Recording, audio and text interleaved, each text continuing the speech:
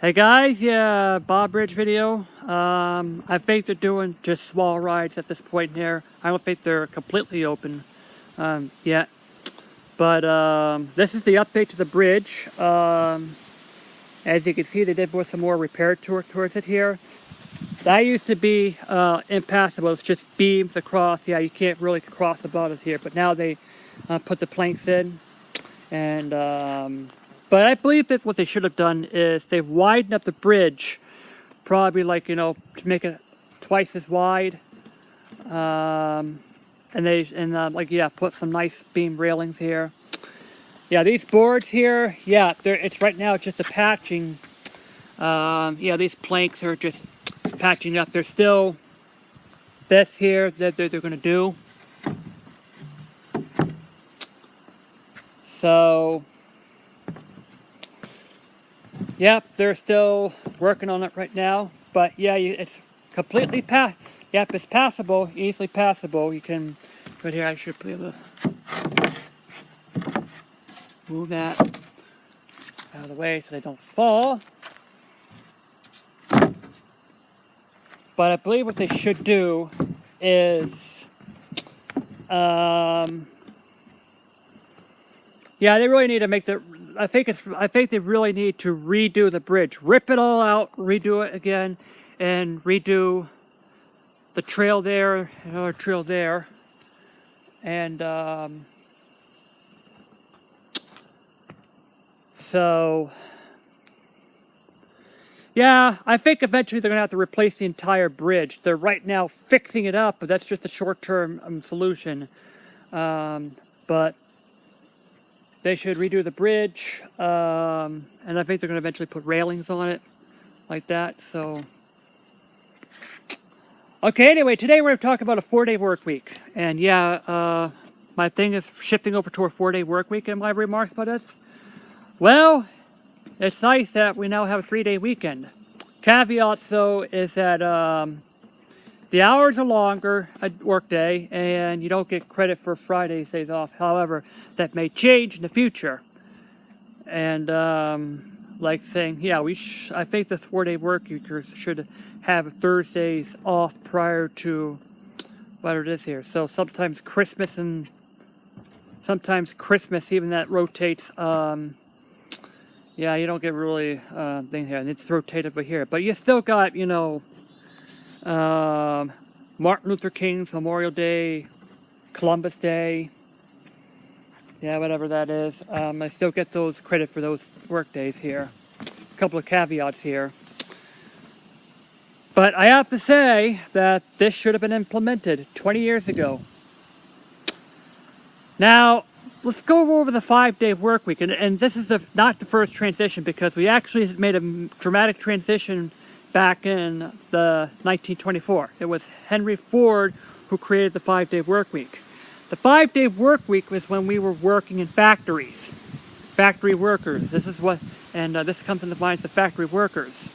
So, what happened since 1924? Well, we went to computers. We went to a desk-based job here.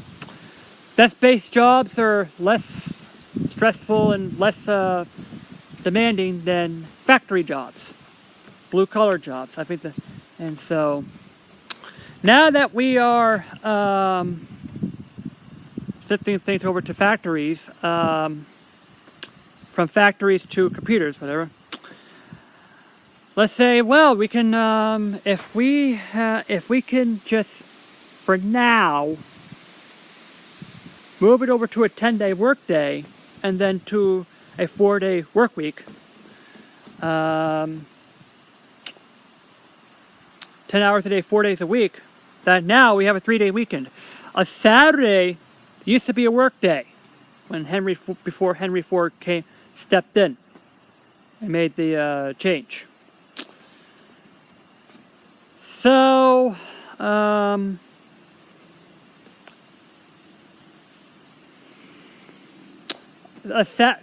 idea of taking the day off on Saturday was a marvel, because it kind of felt like a extra vacation without taking vacation time off, and it was pretty good.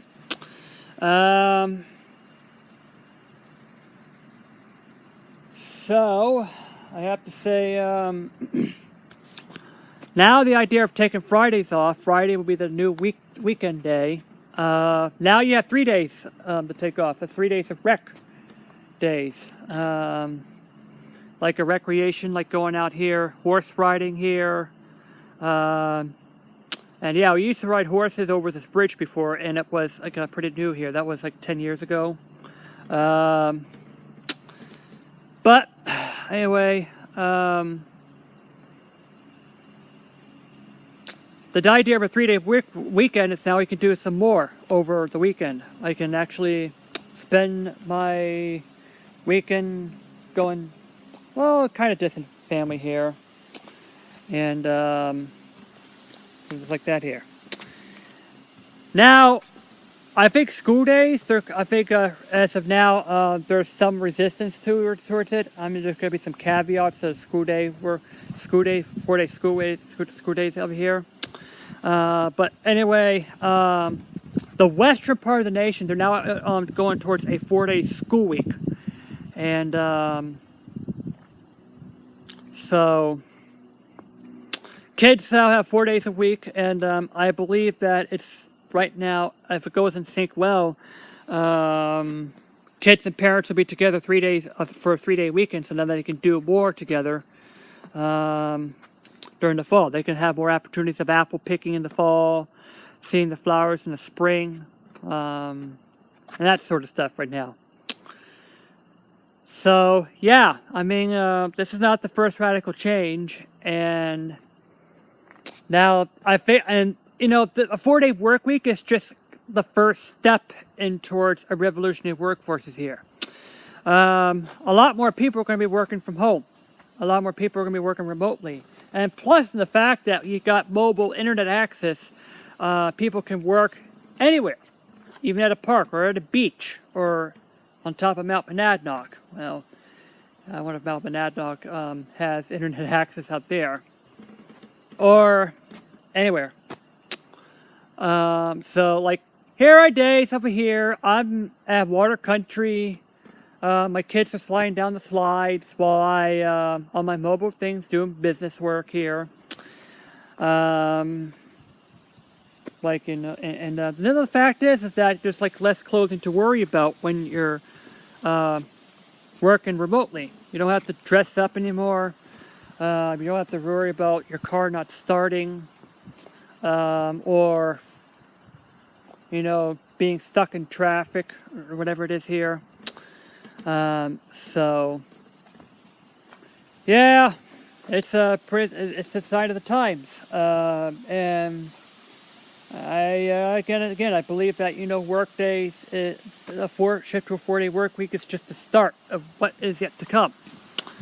And so some parents will say, "What?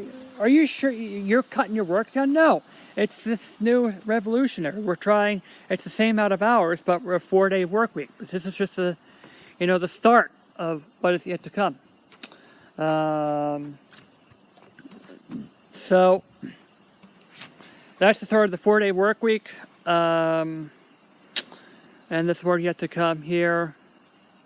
And thank Henry Ford for establishing the first step from 60 to 100 hours a week. Yeah, in the 1910s, before Henry Ford, we used to work 6 days a week. And sorry for repeating it through here, but just imagine 10 hours a day, 18 hours a day, 6 days a week, and I'm like, ugh. And on top of that, you don't pay you a thing. It's like, yeah, they pay you very little money, so much so that you have to take their kids to the factories. That's when Henry Ford is saying, hey, go to school. Kids should go to school. This is how, you know, the 5-day school week has been served here. So schools and work synchronized together were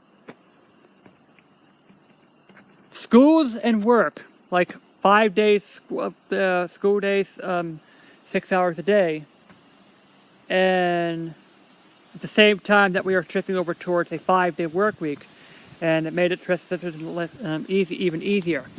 And I believe that the same thing is happening right now. Kids out west are going 4 days a week.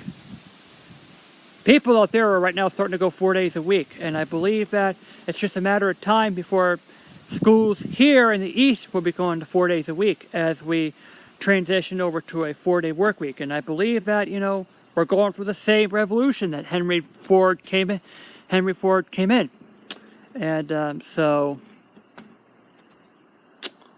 this is just a sign of yet to come. And you know what? As technology advances, we'll probably, you know, the last time we see our cubicle. The only time when we go to an office is probably once a week or once every other week for meetings, things like that here. Or even that's going to become video. So, yeah, that's my takes on the 4-day work week. Yeah, gaming news. Yeah, more crap's been happening. Loot boxes again.